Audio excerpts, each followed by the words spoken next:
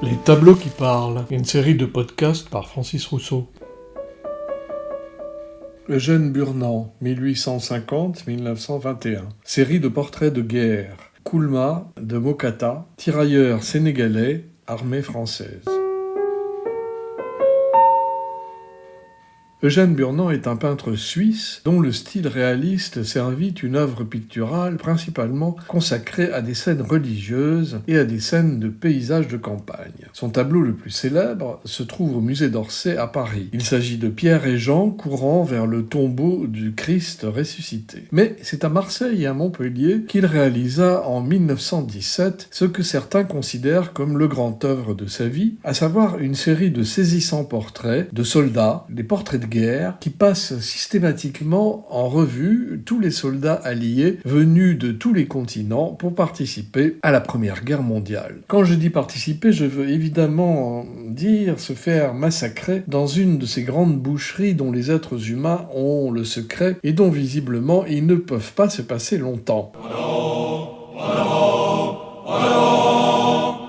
Les soldats d'Eugène Burnand sont représentés avant le combat, dans l'impeccable costume de leur corps d'armée spécifique, et ils ont tous un point commun, ils ne sourient jamais. Comment le pourraient-ils d'ailleurs, étant donné ce qui les attend? Le tirailleur sénégalais que l'on voit ici faisait partie d'un corps de militaires appartenant aux troupes coloniales constituées au sein de l'Empire colonial français, principal élément de la force noire, et dissous au début des années 1960.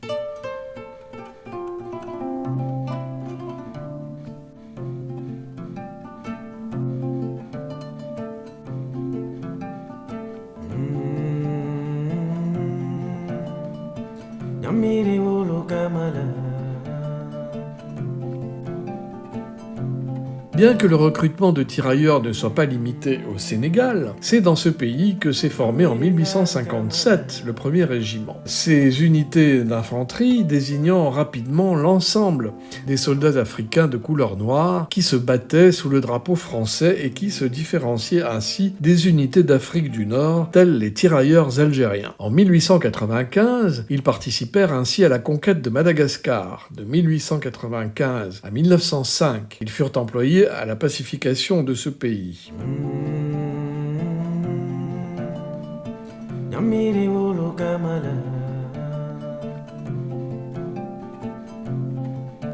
Lors de la Première Guerre mondiale, ce sont environ 200 000 Sénégalais de l'AOF qui se battirent sous le drapeau français, dont plus de 135 000 en Europe. Environ 15% d'entre eux, soit 30 000 soldats, y ont trouvé la mort. L'armée coloniale envoya en métropole, dès le 17 septembre 1914, des unités de marche mixtes, constituées, comme leur nom l'indique, d'Européens et d'Africains, à raison pour chaque régiment mixte d'un bataillon africain pour 2 bataillons européens. C'est nous les Africains qui arrivons de loin, venant de nos pays pour sauver la patrie.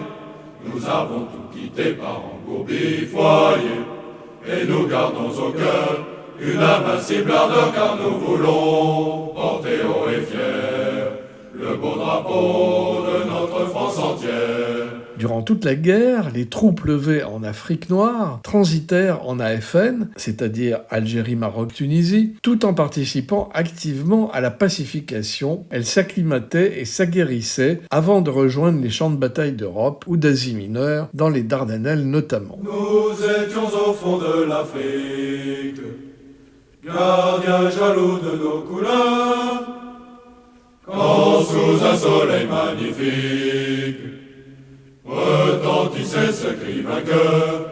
En avant, en avant, en avant. Le général Charles Mangin, auteur de Force Noire, un ouvrage qui fit sensation en 1910, retrouva ses troupes africaines sous ses ordres lors de la reprise du fort de Douaumont en 1916. Entre 1939 et 1944, on réitéra, et ils furent près de 140 000 Africains engagés par la France. Près de 24 000 furent faits prisonniers ou tués au combat. Les tirailleurs sénégalais participèrent à la bataille de Bir Hakeim, à la conquête de l'île d'Elbe en juin 1944, et à la prise de Toulon après le débarquement de Provence en août 1944. Battez tambour à nos amours, pour le pays, pour la patrie, mourir au loin, c'est nous les Africains. Léopold Sédar Senghor les a surnommés les dogues noirs de l'Empire. Car si les tirailleurs sénégalais ont participé au premier conflit mondial sur le front français, des combats ont aussi eu lieu en Afrique, même aux frontières des colonies anglaises, françaises, belges et allemandes, une guerre oubliée à laquelle ils furent forcés de participer, véritables auxiliaires de la colonisation.